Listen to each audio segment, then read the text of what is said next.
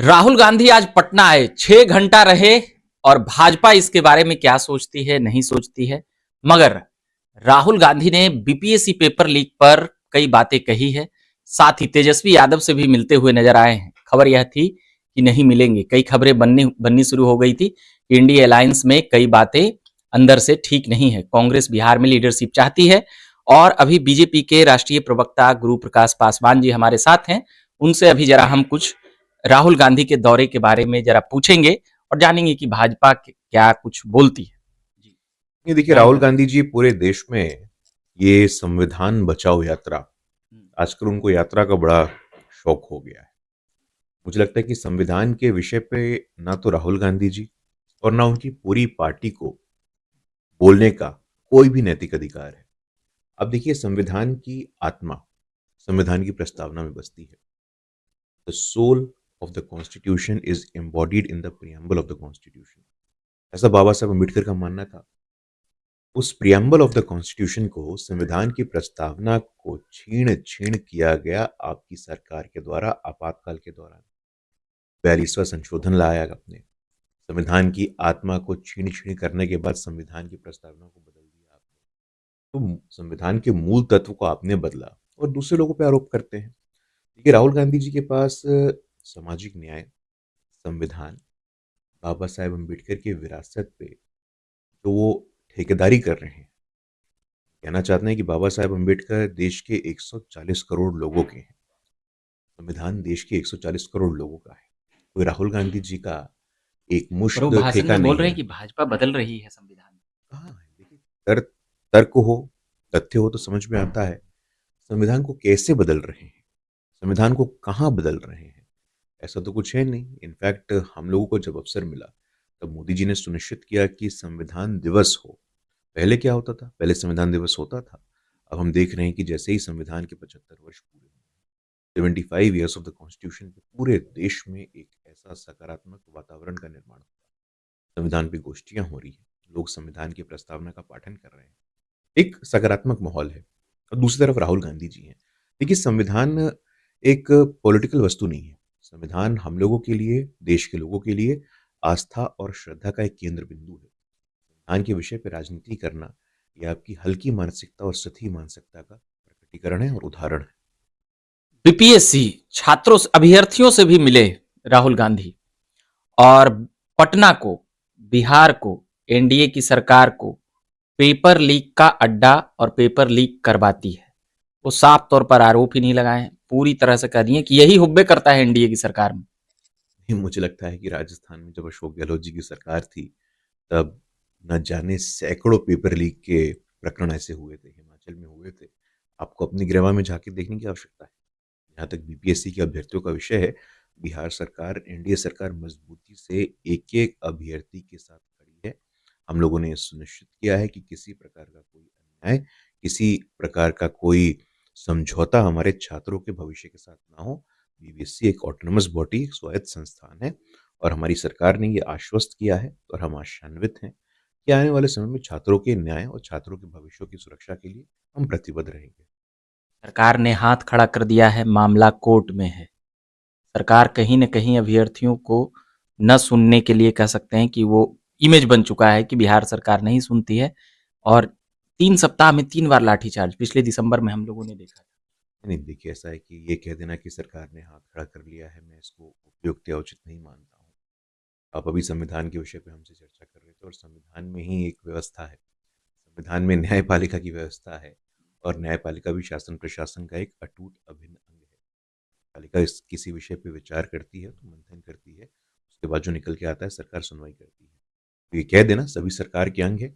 और जैसे मैंने कहा, सरकार, एनडीए गठबंधन पूरी तरह से मजबूती के साथ छात्रों के साथ खड़ी है और छात्रों के भविष्य से किसी प्रकार का कोई समझौता हम नहीं होने लाठीचार्ज को कैसे देखती है भाजपा? देंगे। जिस प्रकार से एनडीए का जो इमेज बन चुका है ये नीतीश कुमार की सरकार में, लाठी तंत्र, खुलेआम नहीं, लाठीचार्ज, बर्बरता से पीटे जाते हैं। देखिए, विपक्ष भी बोल रही है लगातार।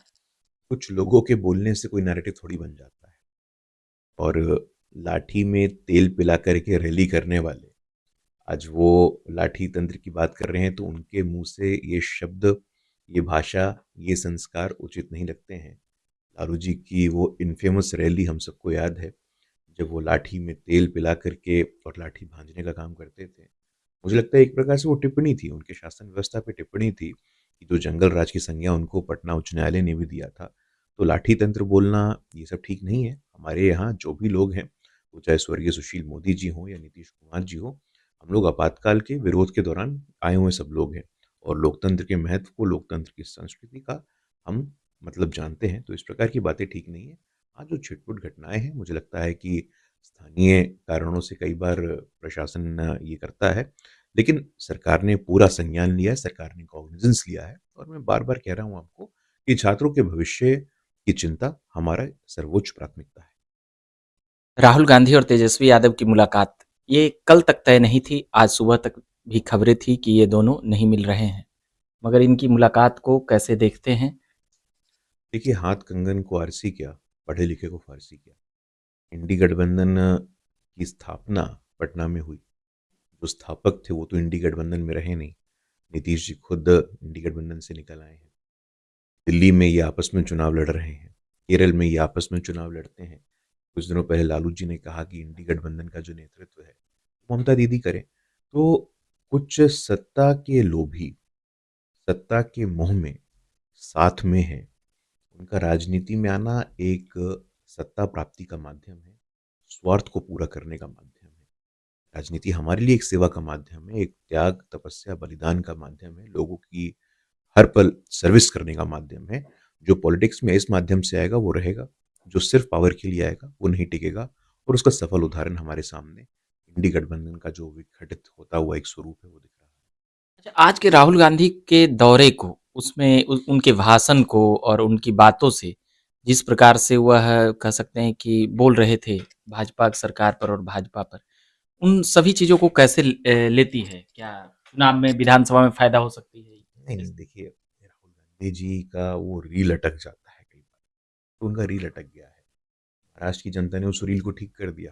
महाराष्ट्र की जनता फूले शाहू अंबेडकर की भूमि, उस फूले शाहू अंबेडकर की भूमि से जो स्वर निकला है महाराष्ट्र के विधानसभा चुनाव में, उससे स्पष्ट होता है कि इस नैरेटिव में कोई दमखम नहीं है, इस नैरेटिव में कोई बल नहीं है, इस नैरेटिव में कोई तर्क नहीं है, कोई तथ्य नहीं है, कोई सच्चाई नहीं है।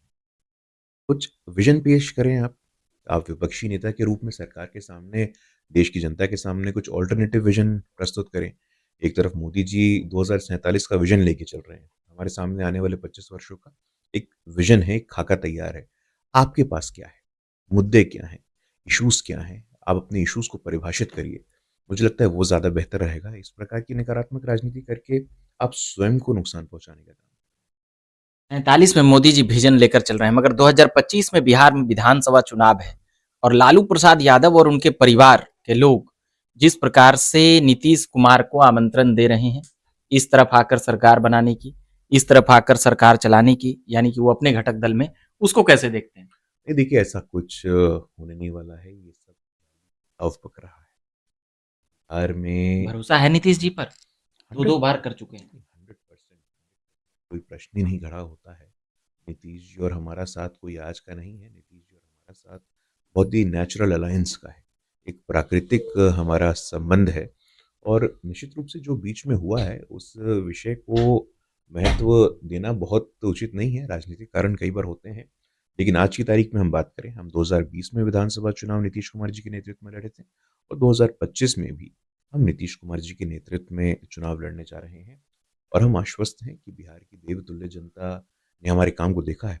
अभी भी हमारे 32 सांसद हैं, हमारे विधायकों की संख्या सर्वाधिक है और पुनः बिहार की जनता अपना जनादेश, अपना आशीर्वाद हमें देगी।